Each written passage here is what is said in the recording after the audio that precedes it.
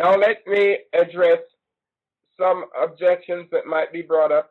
Or before I do that, let's see the festivals in the New Testament time and see if they were observed by the early Christians and what caused it not to be observed anymore.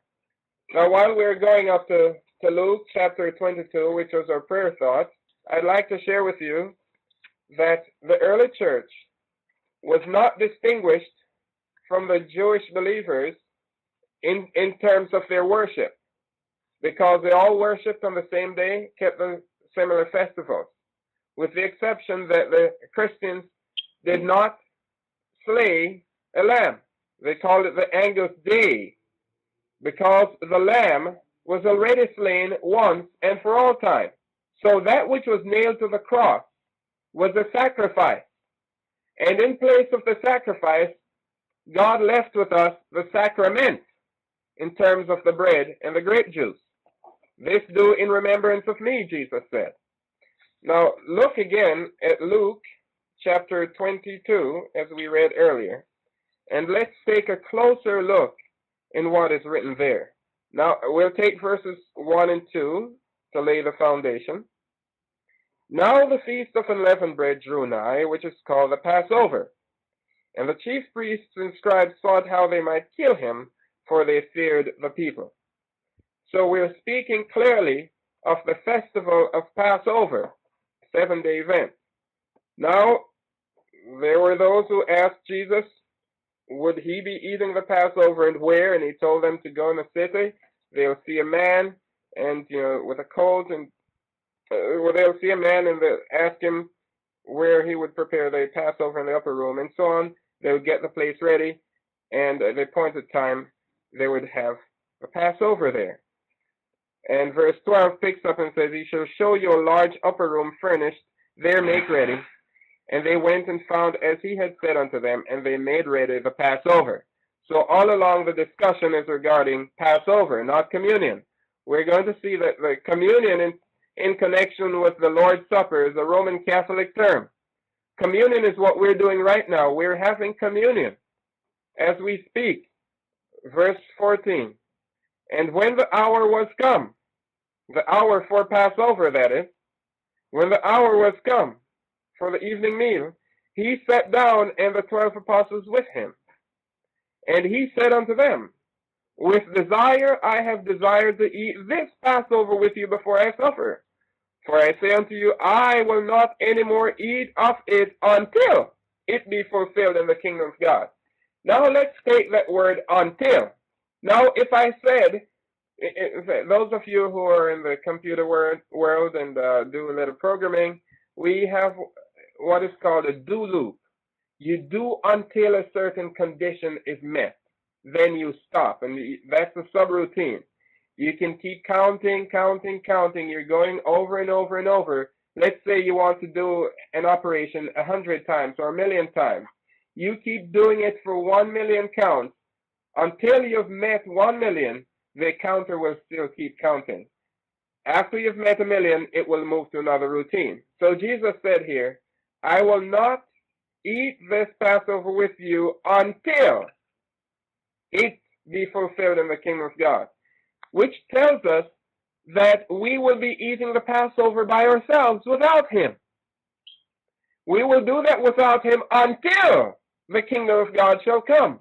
Then he will resume and eat the Passover with us, and he himself, like he did then, will serve us as his guest in the kingdom of our Father. So he made a declaration that is rich in prophecy, because he says, I will not eat it until the kingdom of God shall a future come. So since this kingdom is yet future, it tells us that we will be doing it in his absence until he comes and resumes it with us once more. It by no means tells us that we should stop until he comes. In fact, it can be illustrated in real life. We do that so often. Let's say parents are leaving the home, mom or dad, they're leaving the home, they left the elder one in charge, and they said, watch the children for me until I come, or keep the house, take charge of the home for me until I come. It doesn't mean that they just abandoned ship because parents left. The parents gave temporary authority for a limited period of time when the condition is met. That authority is reserved and taken back. When the parents come back home, then the child who is left in charge acquiesces that responsibility and gives it back to the rightful owner. So Jesus said, I will not eat the Passover until, and the until condition has not yet been met, and the Passover therefore will not be fulfilled until the kingdom of God shall come. Notice that word fulfilled. Until it be fulfilled. There's a key word, fulfilled, in the kingdom of God. He took the cup and gave thanks and said, take this and divide it among yourselves. For I say unto you, I will not drink of the fruit of the vine until the kingdom of God shall come. So when the kingdom of God comes, guess what?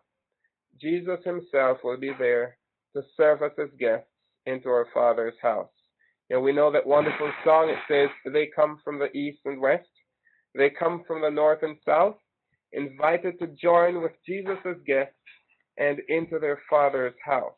And at that supper table, he will feed us like he fed the disciples in that last supper in the upper room. This will truly be the upper room, because this will be in the kingdom of God. I'd like to turn now to 1 Corinthians chapter 5 and verses 7 and 8. 1 Corinthians 5, verses 7 and 8.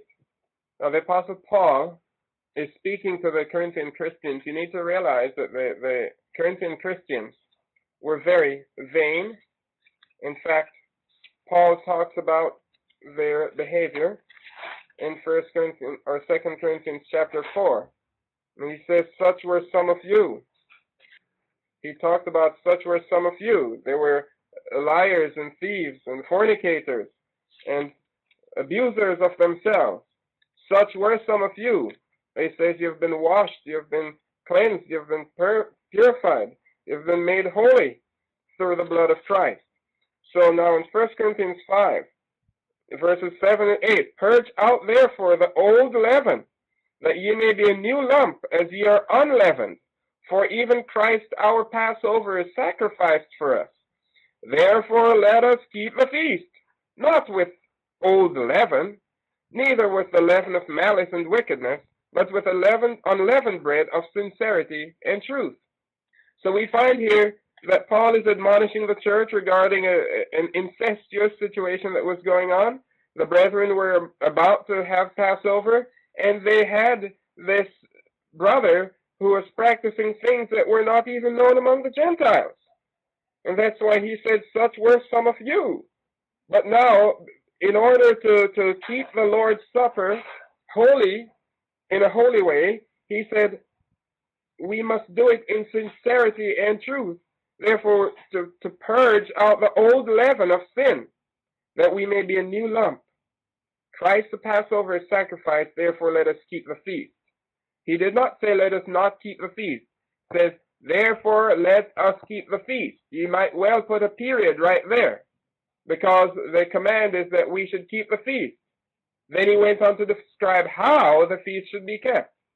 Not with the old leaven, not with all the hypocrisy, but with and malice and wickedness, but with the unleavened bread of sincerity and truth. We must do that. Those who worship the Lord must worship him in spirit and in truth.